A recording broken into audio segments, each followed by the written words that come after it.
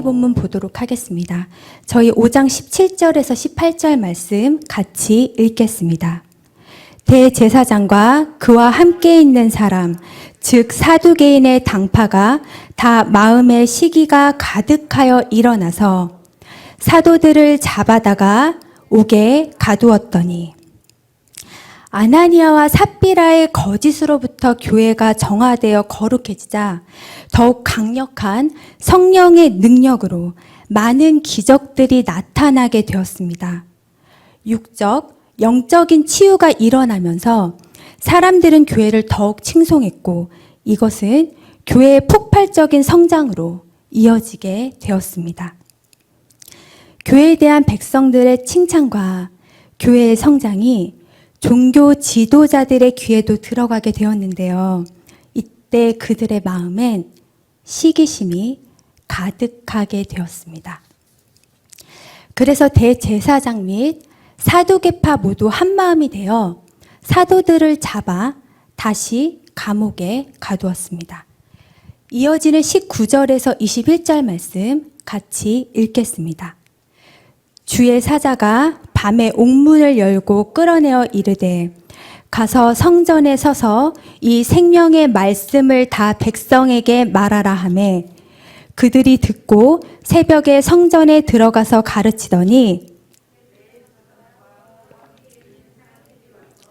공회와 이스라엘 족속의 원로들을 다 모으고 사람을 옥에 보내어 사도들을 잡아오라 하니 그날 밤 하나님께서는 천사를 보내 닫힌 옥문을 열고 사도들을 끌어내어 그들에게 생명의 말씀을 전하라고 명령하셨습니다. 옥에서 나온 사도들은 그 길로 즉시 성전으로 가 새벽부터 예수의 복음을 전하고 가르쳤습니다. 이 사건은 하나님께서 사도들의 사명을 일깨워 주신 것이자 하나님께서 시작하신 일은 어느 누구도 어떠한 것으로도 방해할 수도 막을 수도 없다는 것을 보여주고 있습니다. 모든 이들에게 영생의 말씀이 증거되게 하기 위해서 하나님께서는 오늘도 친히 돕는 천사를 보내시며 열린 문을 우리에게 허락하고 계십니다. 여기서 잠시 하나님께서 우리에게 돕는 천사를 보내시고 열린 문을 주시는 것에 대해서 생각해 보려 합니다. 왜 이런 말씀을 접할 때 문제를 단칼에 해결해 주는 하나님의 천사와 굳게 닫힌 옥문이 열리는 그 기적이 내게도 일어나기를 기대하며 기도하게 됩니다. 성경에는 개인적인 필요와 태산 같은 문제를 해결하시는 하나님의 수많은 기적들이 기록되어 있는 것처럼 실제 우리의 삶에도 크고 작은 하나님의 기적들이 기록되어 있습니다. 그러나 오늘은 본문에 게시된 하나님의 초월적인 능력이 아니라 성령의 권능이 역사하신 그 이유에 대해 이 시간 초점을 맞췄으면 합니다. 바로 그것은 예수의 복음을 증거하기 위한 것이라고 분명하게 보여주고 있습니다. 다시 말해 단지 개인의 필요와 간구를 해결하기 위해 기적을 일으키신 것이 아니라는 것입니다. 우리는 많은 경우 내게 있는 문제를 해결하기 위해 주님 앞에 나옵니다. 물론 그로 인해 우리가 기도하는 것을 하나님은 기뻐하시며 그 필요를 채워주시는 것을 즐거워하십니다. 그리고 자녀된 우리가 아버지께 구하는 것은 당연한 것입니다. 그러나 그때 하나님께서 우리의 삶에 개입하심으로 기적을 일으키시는 이유는 단순히 문제가 해결되고 그로 인해 우리가 잠시 자유와 기쁨을 누리게 하는 것이 아니라 그 사건을 통해서 하나님을 경험하고 경외함으로 그 하나님을 증거하는 삶으로 변화되는 것. 그것이 바로 기적의 본질입니다. 단순히 기적 자체가 목적이라고 한다면 이 땅에서 우리가 경험하는 모든 기적은 실은 한 발자국 떼어서 저희 좀 더 길게 보면 어찌 보면 그건 참된 기적이 아닐 수도 있습니다. 왜 가령 불치병에 걸린 자가 살아나게 되는 것도 일시적인 현상인 거죠. 영원히 사는 거 아니잖아요. 그쵸? 그리고 건강이나 관계, 물질이나 직업 등 어떠한 상황의 문제가 해결된 것 같지만 저희 보잖아요. 어느새 다시 그 문제 앞에 전전긍긍하는 자신을 발견하게 되지 않던가요? 저희 본문으로 돌아가서 사도들은 하나님께서 일으키신 기적을 통해 감옥에서 나왔습니다. 그렇다면 일반적으로 어떻게 해야 될까요? 상식적으로 이거 탈옥한 거잖아요. 그렇잖아요. 그럼 분명 그들이 발각된다면 다시 잡혀갈 것이 뻔한 상황이었습니다. 그러나 사도들은 위험에서 벗어났을 때 그 감옥에서 꺼내주셨다면 일단 숨어야 되고 단지 감옥에서 풀려나는 것이 목적이었다면 그렇게 해야 되지 않았을까요? 그런데 사도들은 위험에서 벗어났을 때 숨을 곳을 찾은 것이 아니라 천사의 지시에 순종해서 그들이 즉시 간 곳은 성전이었습니다. 그리고 그곳에서 그들은 천사의 명령이었던 예수의 복음을 가르쳤습니다. 여기서 우리는 성경의 두 가지 메시지를 확인할 수 있습니다. 첫 번째, 사도들이 집중한 것은 자신들이 처한 상황이 아니라 그들에게 맡겨진 사명이었으며, 두 번째, 하나님의 역사를 경험했을 때 즉시 사명에 순종한 것입니다. 지금 여러분이 집중하고 있는 것은 무엇입니까? 그 문제가 해결된다면 그 이후에 무엇을 하려 하십니까? 우리 모두는 예수의 증인으로서 부르심을 받았습니다. 그런데 그 사명에 집중하지 못하도록 삶의 문제들로 둘러싸인 감옥에 갇혀 있지는 않습니까? 기적을 바라지만 기적의 본질을 놓친 채 비본질에 집중하고 계시지는 않습니까? 문제를 해결하는 시작점은 예수의 증인으로서 주신 사명에 대한 순종의 여부이며 이것이 바로 굳게 닫혀있던 그 옥문을 여는 열쇠라고 지금 이 시간 말씀하고 계십니다. 사도들을 옥에 가둔 그 다음날 이에 대한 신문을 더욱 강화하기 위해 권력을 가진 다수의 사두개파와 소수인 바리새파로 구성된 사내들인 종교 지도자들이 모두 모이게 되었습니다. 그런 그들이 직면한 상황이 어떠했는지 22절에서 24절로 확인해 보겠습니다. 저희 같이 읽겠습니다. 부하들이 가서 옥에서 사도들을 보지 못하고 돌아와 이르되 우리가 보니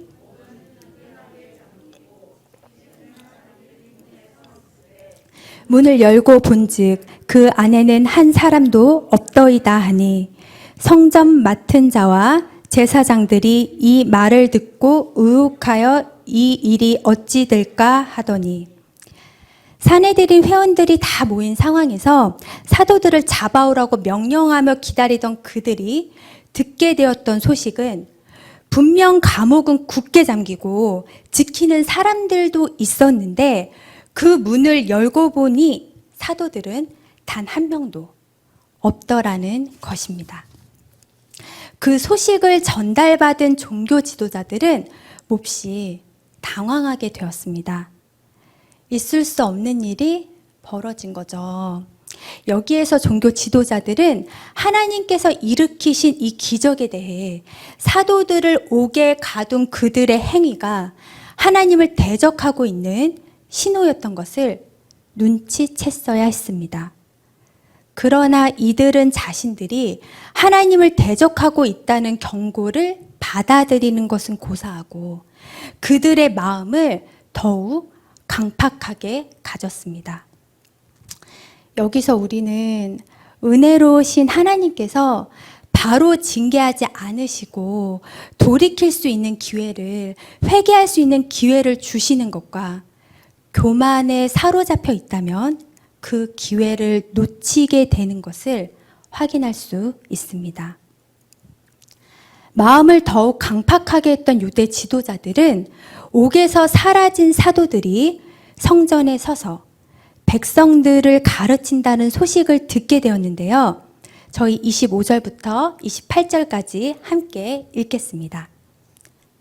사람이 와서 알리되 보소서 옥에 가두었던 사람들이 성전에 서서 백성을 가르치다 하니 성전 맡은 자가 부하들과 같이 가서 그들을 잡아왔으나 강제로 못함은 백성들이 돌로 칠까 두려워함이더라.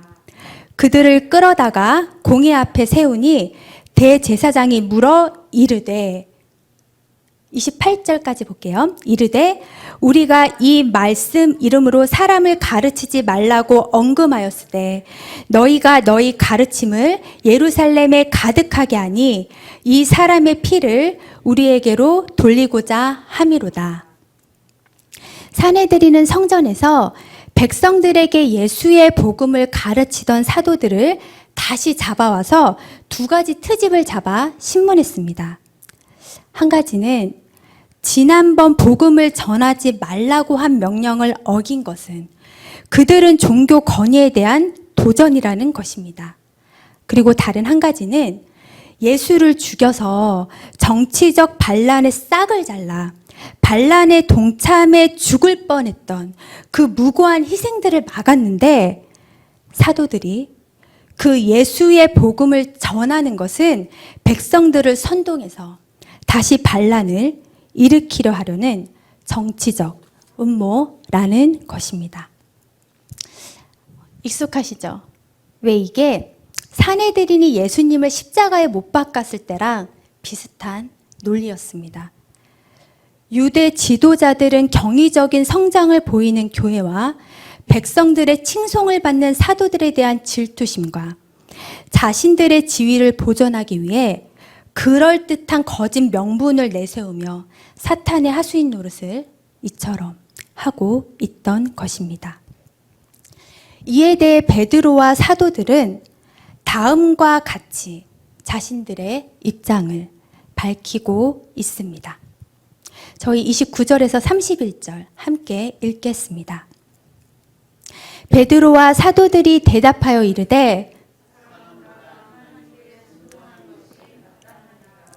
너희가 나무에 달아 죽인 예수를 우리 조상의 하나님이 살리시고 이스라엘에게 회개함과 죄사함을 주시려고 그를 오른손으로 높이사 임금과 구주로 삼으셨느니라.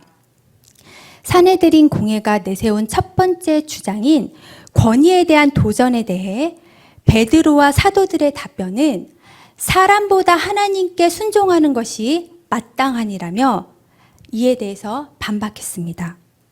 즉 사내들인이 바른 기관이라면 하나님의 명령에 순종하도록 돕는 하위 기관인데 그들의 역할이 잘못되었기 때문에 사도들의 행위는 그보다도 높은 권위이신 하나님께 대한 순종에서 비롯된 것이라고 이야기합니다. 그리고 이어서 예수님을 정치적 반란의 주동자로 말한 것에 대해서는 예수는 너희가 죽였지 않느냐. 그런데 그를 하나님께서 살리셨다. 그리고 예수의 복음이란 회개함과 제사함을 주시는 것이고 예수 그리스도는 온 우주를 다스리는 하늘의 임금이자 구주로 우리 가운데 오셨다라고. 니들이 말하는 겨우 이 세상 권력을 쥐기 위한 그런 저급한 반란과는 전혀 상관없는 부활하시고 승천하신 하늘의 왕이신 예수 그리스도의 복음을 전한다라고 하면서 정치적 음모에 대해서 명확하게 배격했습니다. 마지막으로 저희 32절 읽겠습니다. 우리는 이 일의 증인이요.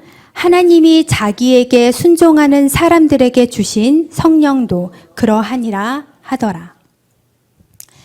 사도들은 지금까지 자신들의 이야기가 지어낸 말이 아니라 자신들을 통해 일어났던 표적들이 하나님께 순종하는 자에게 주시는 성령의 증거이며 성령께서도 그 증인임을 분명하게 선언하고 있습니다. 여기서 우리는 베드로와 사도들이 저들로 할 말이 없게 하나님의 지혜를 가지고 명확하게 대처하는 모습을 보게 됩니다. 하나님께 순종하는 자는 이처럼 당당할 수 있지만 하나님의 뜻을 대항하는 자는 당황할 수밖에 없고 두려워할 수밖에 없고 어리석을 수밖에 없음을 보게 됩니다. 오늘 말씀을 이렇게 준비하면서 특별히 더 어렵게 느껴졌었어요. 그리고 부끄러운 제 고백을 막 계속 떠오르게 하시는 거예요. 그래서 순종함으로 나누고자 합니다. 요즘에 많이 어려우시죠? 각자의 형편과 처지 가운데 저희 모두 어려운 시기를 보내고 있는 것 같습니다. GTM 역시 어려운 시기를 보내고 있습니다. 워낙 출판업은 사양 산업인지라 늘 어려웠었거든요. 코로나 팬데믹의 직격탄을 GTM도 피할 수가 없었고, 교회에서의 집합 금지 명령이 내려지게 되면서 GT나 교재 등의 수요처가 아예 막혀버렸기 때문에 늘 어려웠지만 더 어려운 시기를 같이 지나고 있습니다. 지금도 그렇지만 시간을 거슬러서 저는 2018년도 이야기로 지금 넘어가고 있어요. 그때부터 GTM은 운영 자체가 너무 어려운 상황이었거든요. 왜 가령 내일 인쇄비를 줘야 되는데 인쇄비가 없는 거예요. 내일 급여를 줘야 되는데 월급 줄 돈이 없는 거예요. 그래서 거래대금을 줘야 되거나 급여 날이 가까워오잖아요. 그러면 하나님 앞에서 울기만 했어요.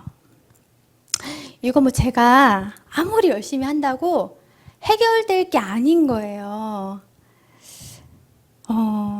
분명 하나님이 시작하신 사역이고, 그런데 이렇게 전전긍긍하는 현실이 너무 서럽고 서글프고 여러 가지 속상한 마음들로 하나님 앞에서 울기만 했던 것 같습니다. 그런 상황에서 2018년도 12월 금요부흥 집회 때 야고보서 말씀을 듣는 중에 지금 방장로님 계신 그 자리쯤이었거든요. 그때 하나님께서 제게 탐욕이다 라고 하시는 거예요. 마음이 실은 무너졌어요. 일방적으로 생각하기에는 필요를 채워달라는 거잖아요. 그리고 저희 톡 까놓고 말해서 제 주머니 채워달라고 그런 것도 아니었잖아요. 그런데 하나님께서는 제게 탐욕이라고 하셨고, 그 지적 앞에 제가 엄청 오열하며 회개했던 기억이 있습니다. 그런데 정확하게 제가 그 탐욕의 의미가 무엇인지 모르는 상태로 시간이 흘렀고, 한 번씩 그게 떠오르긴 했지만 그냥 그렇게 지나갔어요. 그러다가 바로 오늘 이 말씀을 준비하면서 깨닫게 되었습니다. 저는 GTM에서 때마다 기적처럼 재정을 채워주시는 놀라운 하나님을 경험했습니다. 전날까지 분명히 재정이 없었거든요. 그런데 인쇄비 줄 날 딱 그날이 되면 급여 날 딱 그 당일이 되잖아요. 그럼 진짜 기적처럼 딱 그만큼의 돈이 입금이 되는 거예요. 돈이 들어올 때가 없었거든요. 제가 재정을 다 담당하고 있으니까 알잖아요. 근데 정말 그렇게 해서 지금까지 단 한 번도 인세비며 급여를 밀린 적이 없습니다. 그런 기적들을 체험하면서 살아계신 하나님을 제가 경험하면서 경외하게 되었지만 한편으로 제 아내는 그렇게 살기가 싫은 거예요. 저 지금은 돈 때문에 울지는 않거든요. 돈 때문에 운 적은 없어요, 그 뒤로. 그런데 그때마다 하나님이 주시는 만나를 받아먹고 사는 그 삶이 어느 순간 지긋지긋한 거예요. 제발 돈 걱정 안 하면서 GT 만들어 보고 싶다라며 그렇게 제 안에 있던 탐욕을 그럴듯하게 포장하고 있었습니다. 현실에 갇혀 기적에만 집중을 하다 보니 그 기적을 정말 체험했지만 다시 그 문제 안에 매몰되어 버리는, 그래서 하나님께서 기적을 일으키시는 그 목적을, 그 본질을 어느 순간 제가 잊어버렸더라고요.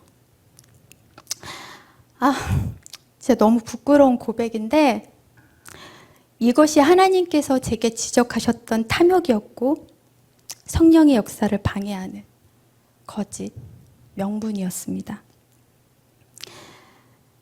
오늘 말씀을 준비하는 제게 물어보시는 거죠. 기적에 집중하지 않고 예수의 증인된 사명에 집중하겠냐고. 제가 순종하지 않고 이 말씀을 전하면 위선이고 위증인 거잖아요. 말씀을 정리하겠습니다. 오늘 이 시간 하나님께서는 예수의 증인 되겠다는 결단이 있는지 묻고 계십니다. 그 도전 앞에 분명한 결단과 확실한 순종이 있다면 내 힘으로는 도저히 어찌할 수 없었던, 움직일 것 같지 않았던 옥문이 열리는 성령의 역사가 일어날 것이라고 이 시간 분명하게 말씀하고 계십니다. 그리고 성령을 거스르는 경쟁심과 허영심, 시기심과 거짓에 대해 지적하고 계십니다. 내 안에 성령께서 역사하실 수 있도록 돌이킬 수 있는 기회를 주실 때 정결함을 입어 성령의 역사를 경험하는 그 축복을 놓치지 않으시기를 바랍니다. 아멘. 성령은 성경을 깨닫게 하시며 그 말씀을 이룰 수 있는 능력이 되십니다. 모두 자리에서 일어나서 그 성령을 사모하며 찬양하고 기도하는 시간 가지도록 하겠습니다.